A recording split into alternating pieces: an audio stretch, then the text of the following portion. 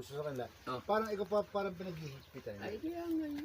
Palaging sa akin nakatingin. Siya kasi yung lumalaban eh. Kaya, wala. Kaya mo natin yun. May ano. Tayo naman dito nakikinabot. Tayo pag may Oo. painuman, may May pulutan. Ano Rod, tama yung iyo. Tama.